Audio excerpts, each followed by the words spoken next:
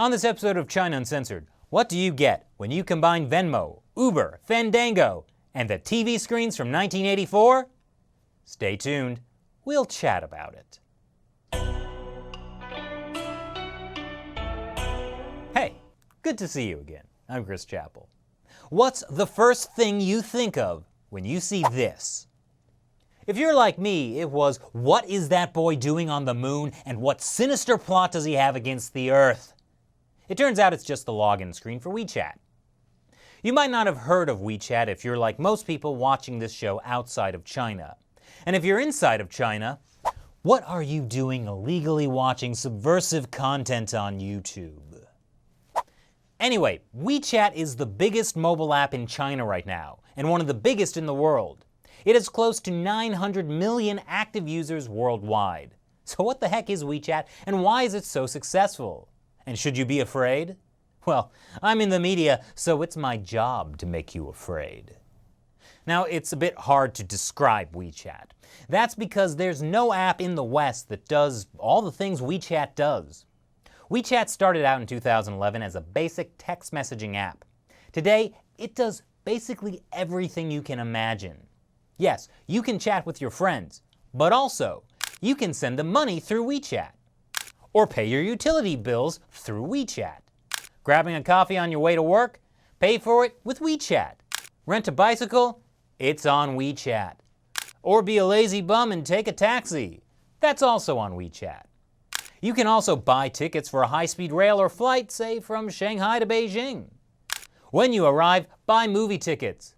Then find yourself a nice hotel. All without leaving the WeChat app. Wow, WeChat is so convenient. It's like having a genie in your pocket. There couldn't possibly be some kind of horrible, unforeseen catch, could there? Just because WeChat knows who your friends are, how much money you have, where you live, where you work, what kind of food you like, what kind of movies you watch, how you like to travel, and precisely where you happen to be right now at this exact moment? Yes, there's an insane amount of information about 900 million users running through WeChat's servers. Oh, and guess what? In order to provide you with all these great services, WeChat has full permission to activate microphones and cameras, track your location, access your address book and photos, and copy all of this data at any time to their servers. Now, it's true that Google, Apple, and Facebook also collect large amounts of user data and have similar permissions. But in the West, there are laws protecting privacy. In China, there is no such regulation. On the contrary, the national security law and the new cybersecurity law grant the government access to almost all personal information. So the horrible catch is that WeChat is the television from 1984, the one that's always watching you. Only it's pocket-sized, and you gave it permission when you signed up. So what's wrong with the Chinese government and Communist Party having access to all your information? I think you know the answer to that, but I'll give you some examples anyway. On this show, we've talked about how the Chinese Communist Party wants to create a social ranking system for every citizen by 2020.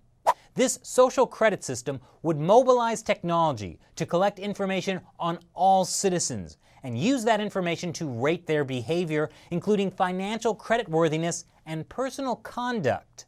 Mega apps like WeChat are how they're going to do it. Didn't clock in for work on time? Maybe paid your utility bill a little late. You've been having a lot of doctor's appointments lately, and you just bought Zoloft at the local pharmacy. WeChat is collecting all this data, and it's required by Chinese law to give it all to the government.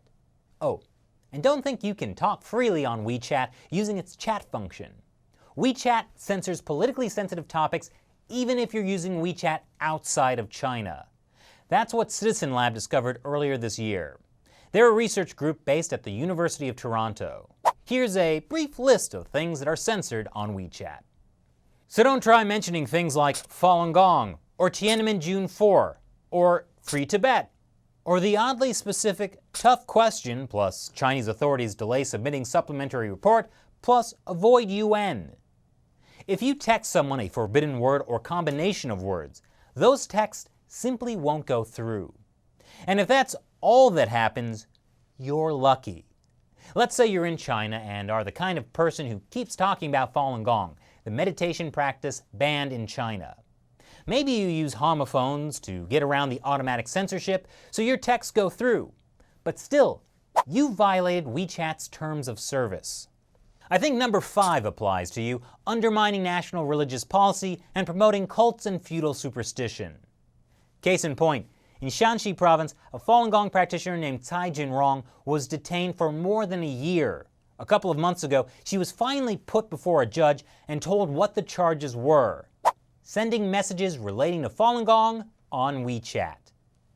And in China's Sichuan province, a Tibetan man was arrested and jailed for the heinous crime of being part of a WeChat group wishing the Dalai Lama a happy birthday. So if you think you're safe sending private messages to your friends, you are not safe. WeChat is like the One Ring from Lord of the Rings. The moment you put it on, they know how to find you. The almost 900 million people using WeChat are having their every conversation, every purchase, every move monitored by a regime that's eager to detain them for subversion. But on the other hand, WeChat sure is convenient. But before you blame WeChat as the root of all evil, remember that even powerful genies have masters. In order for WeChat, or really any large company, to operate in China, it's required by law to share data with Chinese authorities. And it has to have a Communist Party secretary on staff to monitor its operations. Just last week, WeChat and several other Chinese mega apps all found themselves under investigation.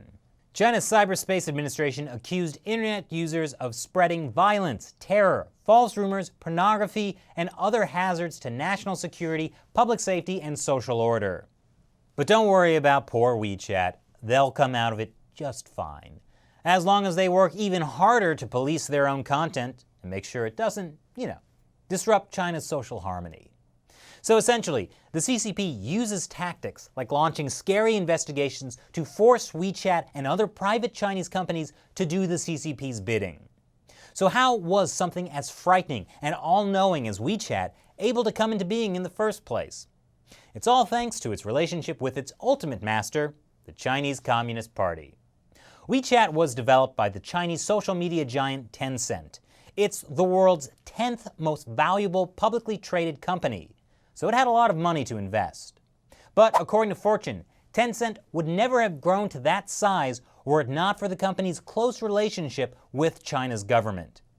You see, when the US allowed China to join the World Trade Organization in 2001, it kept the status of a developing economy.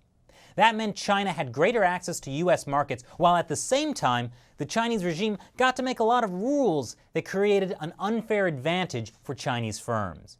They began limiting access or demanding that foreign companies take on a Chinese partner and transfer their intellectual property to China as the price of access. In China, plagiarism is an established business model.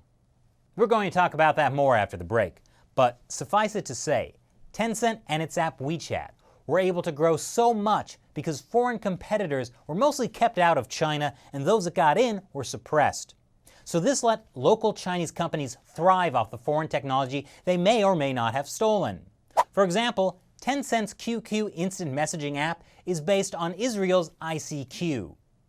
The Chinese Communist Party has a reason for supporting companies like Tencent.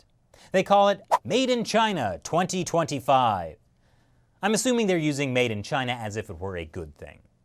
The CCP wants China to become the world leader in electric vehicles, new materials, artificial intelligence, semiconductors, biopharmacy, 5G mobile communications, and other industries. So someday, the entire world can be using Chinese tech like WeChat. But don't worry, there'll still be Western companies, and they would never share data with Chinese authorities.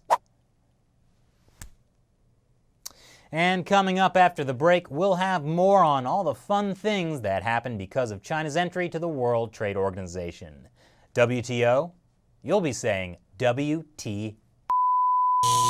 Wait, are you getting notified every time we publish a new video?